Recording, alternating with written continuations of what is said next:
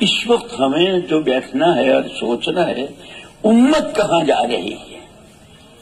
یہ مسئلہ تو امت کا، اور آپ حضرات کے سامنے تو ساری خبریں دنیا بھر کی آتی ہے امت کے ساتھ کیا ہو رہا ہے. جیسے میں نے سنا ہے کو حضرت کے نواسے نے بتایا کہ 4 گاؤں پورے مرتد.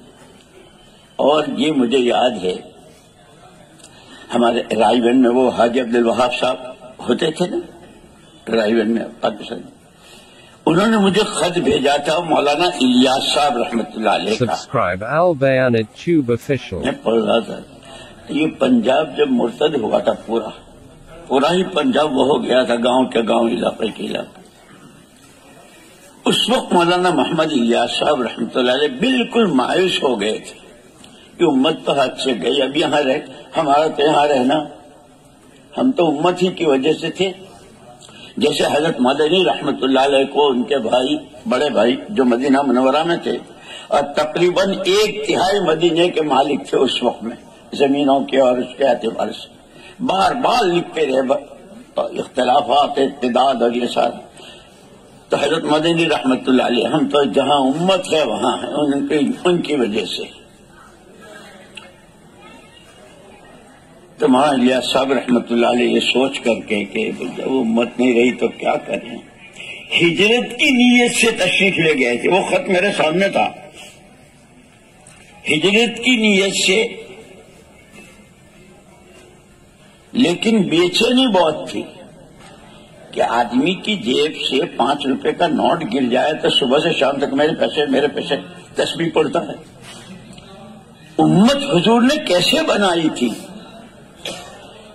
تمام قربانیاں آپ کی 23 سالہ آپ کے مجاہدے، پھر خلافت راشدہ اور ان کی قربانیاں، ان کے مجاہدے، انصار و مہاجرین اور سارا، اس سے امت بنی تھی. اور اسی لیے مولانا یوسف صاحب رحمۃ اللہ علیہ فرماتے تھے حضور نے امت بنائی تھی، قوم نہیں بنائی تھی.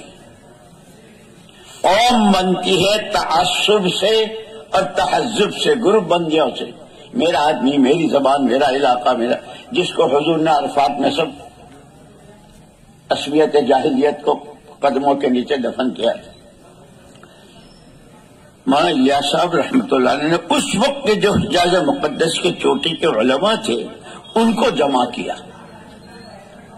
اللہ تو الان کما کان، اس کے ہاں تو کوئی کمی بیشی کا مسئلہ نہیں.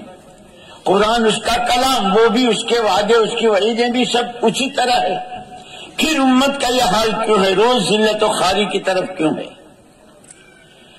علماء نے کہا کہ حضرت امت میں علم کی بڑی کمی ہے، علم کی کمی ہے، اس کی وجہ سے امت کا حال ہے. مولانا محمد یوسف صاحب، مولانا الیاس صاحب رحمۃ اللہ علیہ نے حضرات سے فرق کہا مجھے آپ کے جواب سے اتفاق نہیں ہے، علم تو بہت ہے.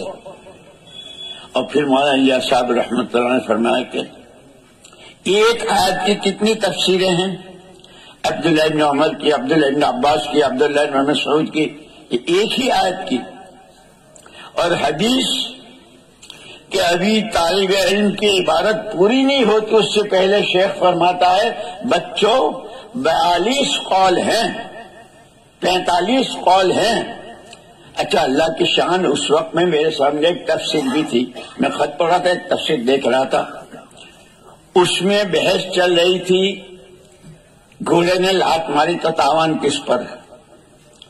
تو مولانا الیاس صاحب رحمۃ اللہ نے یہ فرمایا تھا کہ قرآن کی تو تفسیر ایسی ہے، حدیث کے لیے اتنے اقوال ہیں، اور مفتیان تو ایسے پیچھے کہ کوئی جزیہ نہیں چھوڑا، بلکہ یوں فرمایا بال کی کھال اور کھال کی بھی کھال نکال دی ہے.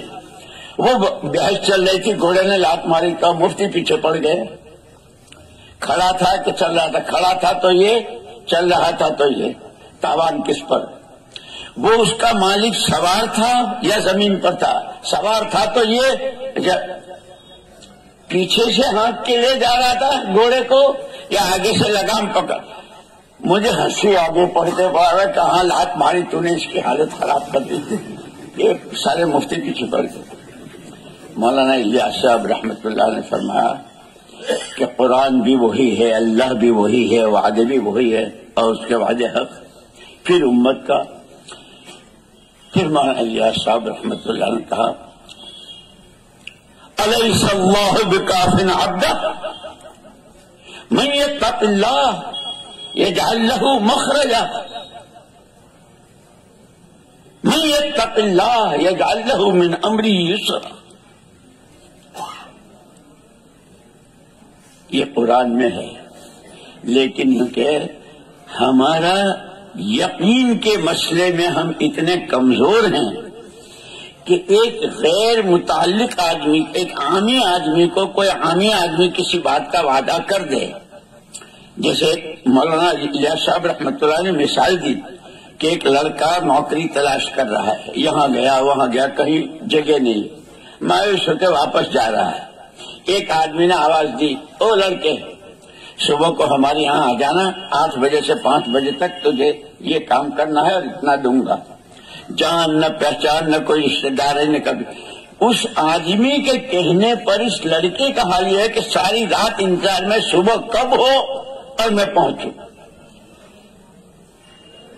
مولانا الیاس صاحب نے ایک خود مثال دی، بارش ہو رہی ہے، بیمار ہے، نزلہ ہے، لیکن تمام حالات کا مقابلہ کرتا ہوا 8 بجے پہنچتا ہے اور دستخط کرتا ہے اس یقین کے ساتھ کہ میری حاضری پر میری آج کی تنخواہ تو طے ہو گئی.